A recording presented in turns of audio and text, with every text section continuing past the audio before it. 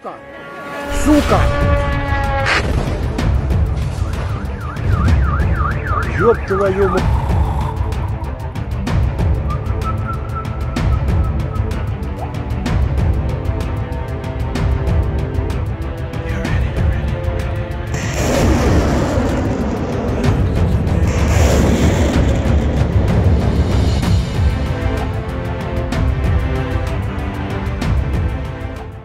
Perang Rusia-Ukraina telah memasuki tahun keempat. Pada awal September 2025, konflik ini mencatat sebuah eskalasi penting. Rusia meluncurkan serangan udara terbesar sejak invasi dimulai, menggunakan kombinasi drone dan rudal dalam jumlah yang belum pernah terjadi sebelumnya. Serangan ini tidak hanya menghantam target militer, tetapi juga jantung pemerintahan Ukraina di Kiev.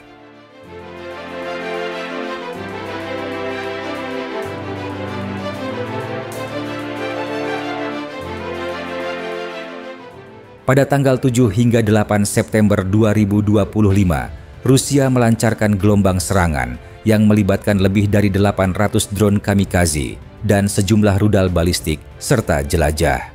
Ini menjadikannya operasi udara terbesar sepanjang konflik. Pertahanan udara Ukraina mampu mencegat sebagian besar ancaman. Hampir 750 drone berhasil dijatuhkan, namun jumlah yang sangat besar membuat beberapa rudal dan drone tetap berhasil mencapai sasaran. Dampaknya terasa di berbagai kota, mulai dari Kiev, Odessa, Kharkiv, hingga Zaporizhia. Untuk pertama kalinya sejak perang dimulai, gedung kabinet menteri di Kiev terkena serangan langsung dan terbakar. Serangan ini menunjukkan bahwa Rusia berusaha memperluas targetnya dari infrastruktur energi dan militer hingga pusat simbol pemerintahan.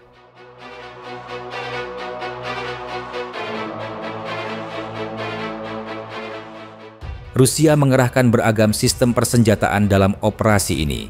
Drone kamikaze Shahed 136 dan variannya yang menjadi tulang punggung serangan.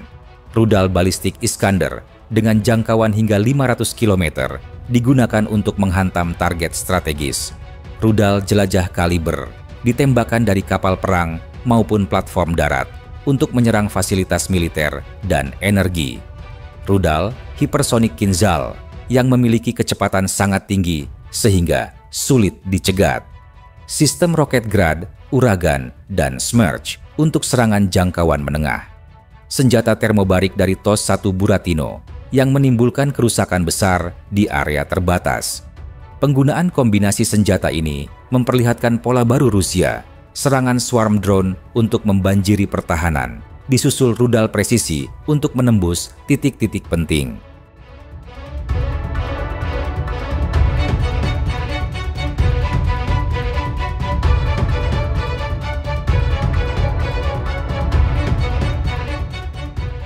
Serangan ini menimbulkan kerusakan luas.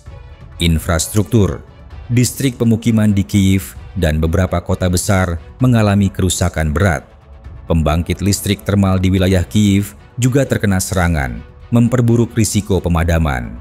Pemerintahan, serangan ke gedung kabinet menteri memiliki makna simbolis, menegaskan bahwa pusat kekuasaan Ukraina kini juga menjadi sasaran.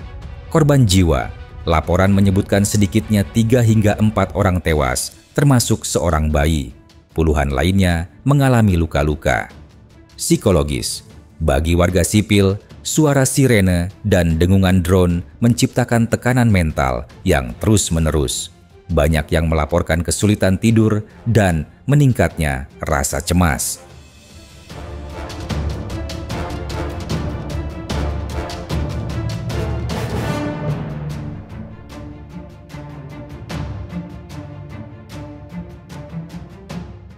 Presiden Volodymyr Zelensky menyebut serangan ini sebagai ujian solidaritas dunia.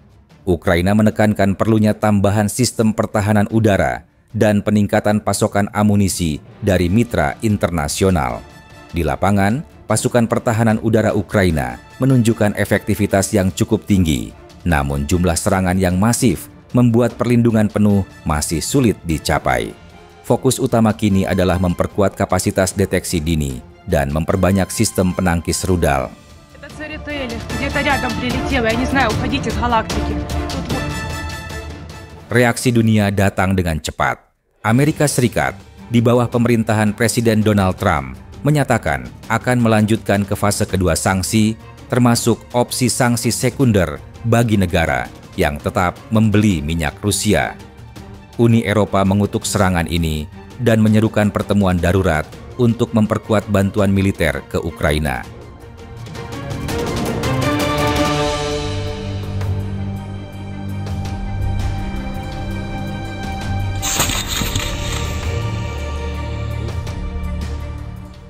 Setelah serangan besar ini, Ukraina menghadapi sejumlah tantangan serius yang tidak bisa diabaikan. Kerusakan pada pembangkit listrik membuat pasokan energi di beberapa wilayah menjadi tidak stabil, sehingga ancaman pemadaman masih membayangi. Di sisi lain, beban psikologis masyarakat semakin berat.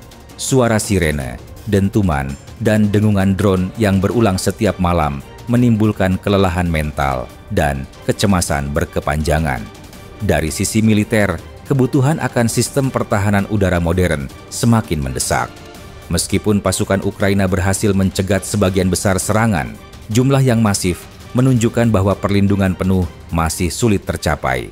Sementara itu, secara diplomatis, Ukraina harus terus memastikan perhatian dunia tidak berkurang.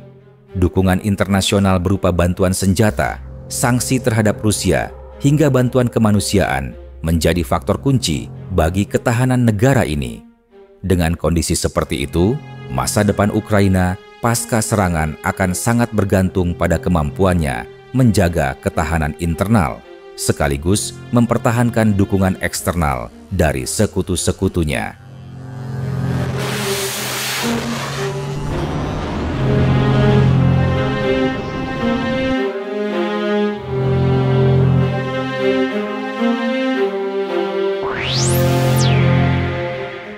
Serangan besar Rusia pada September 2025 memperlihatkan bahwa konflik ini masih jauh dari berakhir. Dengan memadukan ratusan drone dan rudal, Rusia menunjukkan bahwa mereka tetap mampu melancarkan serangan strategis berskala besar.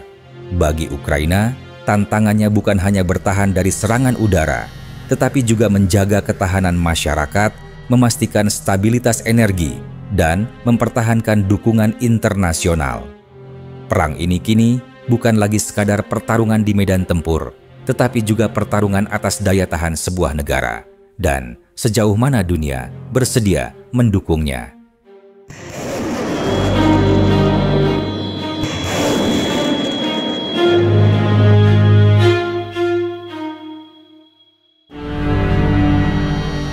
Video ini dibuat untuk tujuan edukatif dan analisis semata.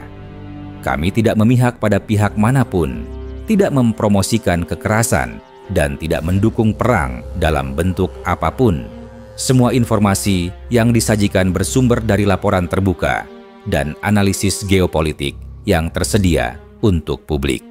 Tujuan kami adalah memberikan pemahaman yang seimbang tentang situasi global agar masyarakat dapat berpikir kritis dan bijak. Perdamaian, dialog, dan diplomasi adalah jalan terbaik untuk menyelesaikan konflik.